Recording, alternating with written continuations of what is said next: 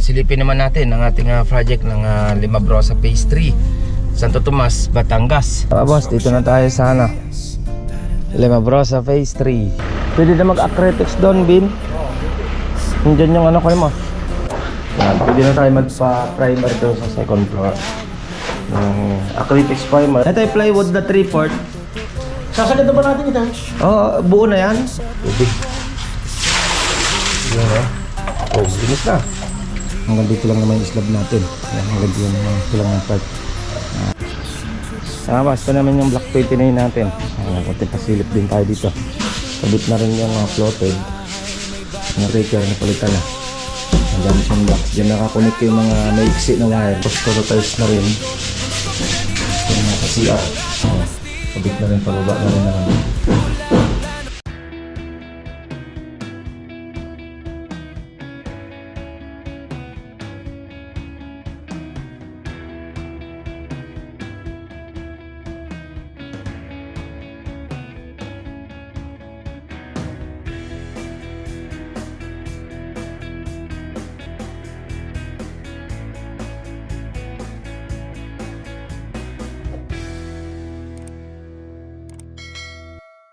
Boss, at good morning, good morning. Madilim na naman ang panahon, no? Dito tayo sa Carmel Ray ng Calamba, Laguna. Silipin naman natin ang ating project ng Limabrosa Phase 3, Santo Tomas, Batangas. Kunting pasilip tayo doon sa Linnea at saka yung Jasmine natin. Yung Linnea, konti na lang naman yung gagawin doon sa Linnea. Kunting pasilip tayo doon. So, update ko kayo pag nandun naman tayo sa may Limabrosa Phase 3. Meron naman tayong estimate dyan ngayong ngayong week, parang Friday o Saturday. Yan, Jasmine din siguro may gumawa doon ng unit niya at tayo ang pinagpapatuloy sa kanyang unit. Jasmine din. Kaya update ko kayo pag nandun naman tayo sa Limabrosa Phase 3, mga boss. Let's go. Wow.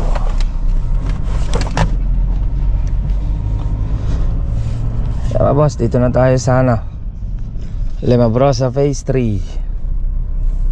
Yan.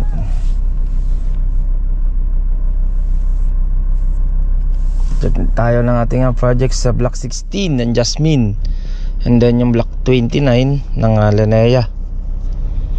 Yan, kunti pasilip tayo.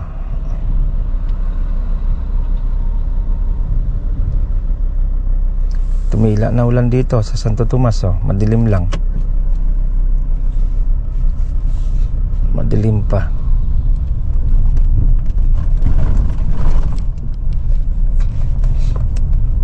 Hindi pa rin nakakabitan ng kuryente yung ating project na Block 16.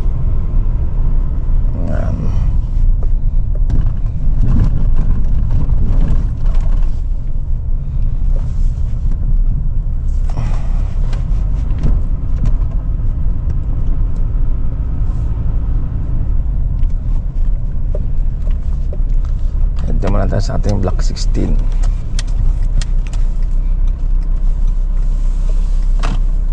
Block 16 muna tayo.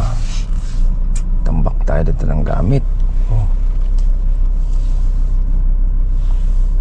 Tambak dito. Block 16.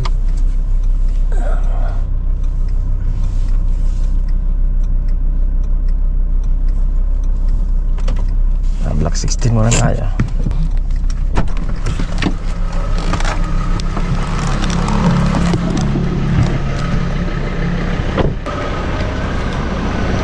Nandiyan yung pwede na mag-acrylics doon, Bin?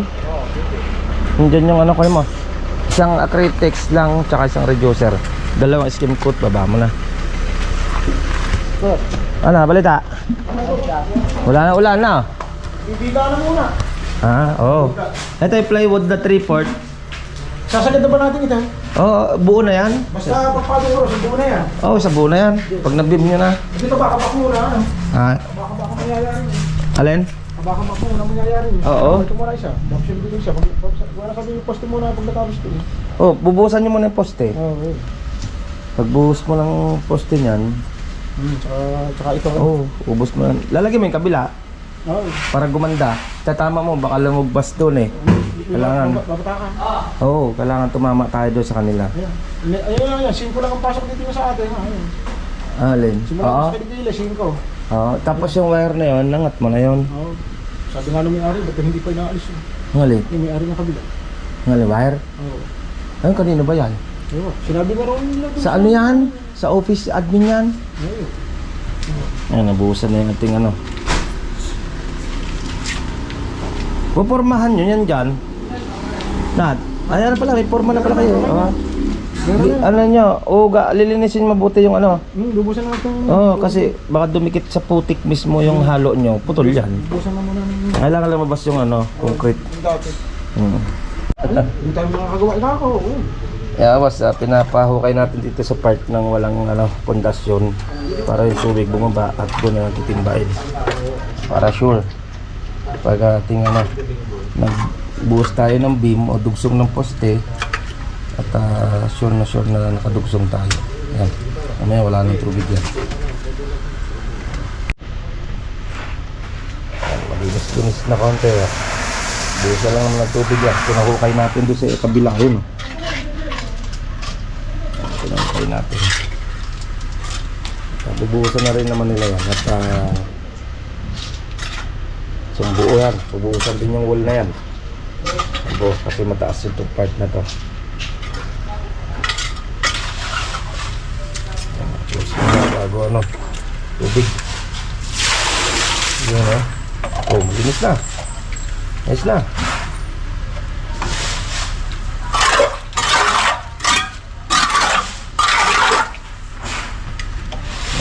Sa kalahati ang nakakain yung isang buhay. Yan, pwede na tayo magpa-primer doon sa second floor. Ng acrylic primer at saka liquid type. Walang reducer. Reducer din naman yan. Skin coat. Wala na muna sila. Yan na. At pubusan na yan. Ito lang naman, abang lang naman itong isa para dumugsong yung ating dating wall. Tsaka sa yung bagong wall na ating lalagay. At tapos puputulin na rin naman yung pagdating sa taas. Hanggang beam na lang naman yan. Ito talagang priority natin. Tsaka yun, abang lang naman yung isang yan. Para sa bakod pa lang naman gagawin. Hanggang dito lang naman yung slab natin. Yan, hanggang dito naman. Ito lang ng part. 80 lang naman. 8 square meter lang naman yun. Busan na nila yan. Ito naman, pwede na rin itong masilyahan. Ayan, pwede na masilyahan din ito. Nandun na rin yung pagmasilya natin. Okay, ayan na. Marami naglilik dito.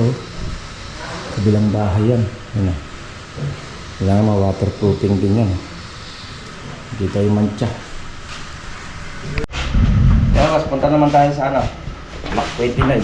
Kunti pasilip nila sa Block 29. Yeah, mabas, dito naman tayo sana. Papunta naman tayo sa Block 29. Ayan na makiling. Lubog na naman ng usok ng yung ulap oh. Ayan. Dito naman tayo sa Block 29.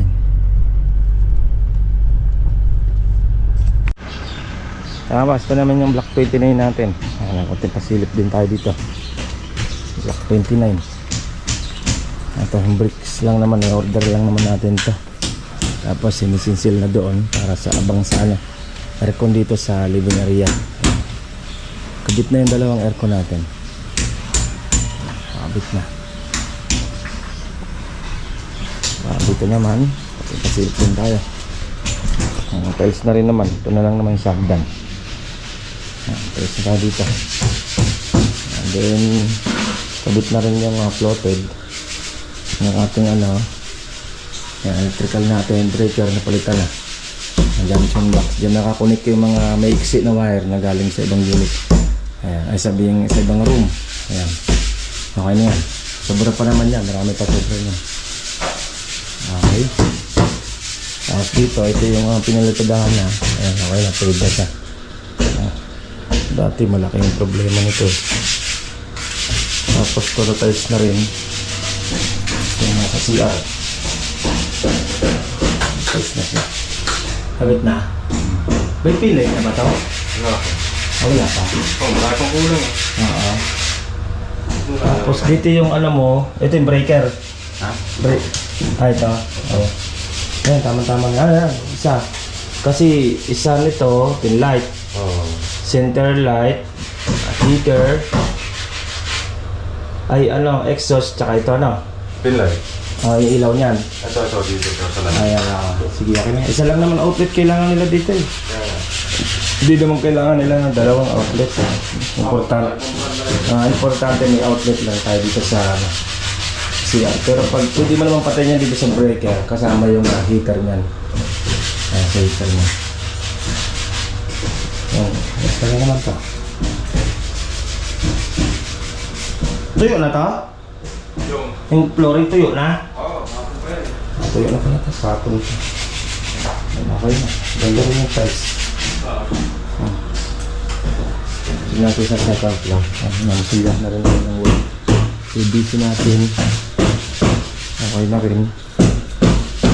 Totals na lang naman ito. Order pa yung tiles ito. Kaya nakakamba natin sa kulay. Dito naman ano na rin naman tayo dito. Medyo halos okay na rin naman tayo. Pabit na rin, pababa na rin naman. Okay. Dito okay na rin naman tayo. Yan. Ito naman natanggalin pa naman to.